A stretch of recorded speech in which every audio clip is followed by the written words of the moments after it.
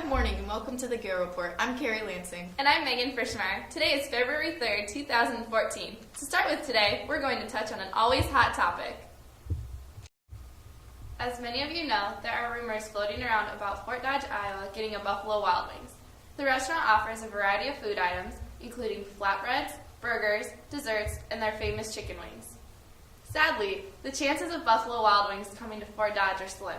However, Nate Gael, Vice President of Jensen Builders and the company hired to build the strip mall, reported that if they do decide to build, the location will be over by the Muffler Center across from Fazoli's. As of now, the only plans that are set in stone is that the Muffler Center will be torn down and a strip mall will be built in its place. We can all pray we will soon be lucky enough to be enjoying some family fun and delicious food at Buffalo Wild Wings. Many of us here at St. Ed sure hope B-Dubs comes to Fort Dodge. It would be a great addition to the community. There are going to be a few changes at St. Edmund schools next year, and with a new grading scale is one of them. Once again, we will be missing the A+, but there will be a much wider range of percentages. The grading scale, which was passed last month, is still undergoing some work. As of now, we will be looking at 10% grading scale, as in the 90% is an A, 80% is a B, and so on. It is predicted that it will be installed next year. Now let's send it over to Hank Crimmins to find out a little more about it. Thanks, girls. Hank Crimmins here with yours truly, Mr. Howard. Hi, Mr. Howard. Morning. We're going to be learning a little bit about the grading scale today. Could you give us a quick rundown of what the grading scale will have in it? Sure. The new changes, it's really based on a 90, 80, 70, 60 grading scale. So to pass, you have to get 60%, so the 70% that we currently have, and then it'll be minus and pluses. The only thing that we will not have in the new grading scale that we currently have is the A+. That will not be an option. Otherwise, it's everything else is the same. We're just moving the scale a little bit with the numbers. Okay. Whose idea was this grading scale? It really came out of a couple different areas. We looked at it 2 or 3 years ago. The academic QWT looked at it intensively, examined some grading scales from schools around our area, examined some grading scales from schools in our diocese. At that time, it's really came, and then the change was really promoted by Mrs. Gibb and the current members of the academic QWT.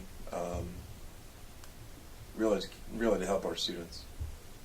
So, why do you think the implementation of this grading scale will help our students? I think it'll give our students a competitive advantage when we're talking about local scholarships, college scholarships. When they're looking at when committees are looking at scholarship applications, they don't necessarily look at the actual school; they look at the number. And as you well know, grading scale here has been hard for a long time. It's very hard to get an A. It's very hard to get a B, that sort of thing. So we really thought it would help our students in scholarship-wise. I think it would help our students more and reflective of the work that they do. It also help our students at the lower end. Some kids really struggle to get to that 70% mark. Now it's going to be 60%. Hopefully they give the same amount of effort, and they'll grade to reflect that. Okay. We hope it works out well too. Thanks. That's all we needed for today. Back to you, girls. One of the benefits is that it will be a bit easier to get an A, making GPAs more competitive for college acceptance. Hopefully more will be known in the near future on the implementation of this change. Let's hope these changes are accepted and helpful to all. On Wednesday, January 29th, St. Edmund held a Student Appreciation Day for the celebration of Catholic Schools Week. To start off this fun-filled day, students were able to go to Fort Frenzy, where there were many fun activities to do, including bowling, laser tag, roller skating, and playing arcade games. After the students were done having a blast at Fort Frenzy, they were able to go back to the school and continue their fun with the choice of either watching The Sandlot or playing dodgeball. After this, St. Edmund hosted their annual talent show. These activities concluded the day for St. Edmund students. Student Appreciation Day was a huge success this year, and I believe it will stay this way for many years to come. I know I had fun going to Fort Frenzy. It was a blast. Now we'll send it over to Caden McClintock with SE Sports. Thanks, Gary. The North Central Conference Wrestling Tournament was an exciting day of wrestling.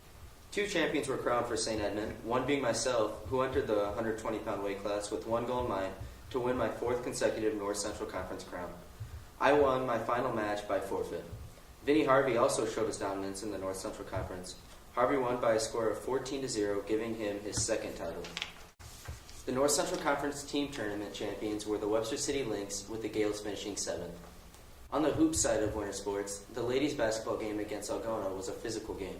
Algona wanted to end their winning streak, but in the end the Gaels were on top. They won by a score of 64-54. The boys' basketball team put together a strong effort against the Bulldogs. Although it wasn't easy, they made it look like it was. The Gaels won this game 54-48. With the postseason about us, be sure to go get out and support all of the Gaels. Back to you, Carrie. Sounds like we've been having a good season lately. Let's keep up the good work, Gales. I'm Carrie Lansing. And I'm Megan Frischmeyer. Thanks for tuning in to the Gael Report. Stay Catholic, St. Edmund.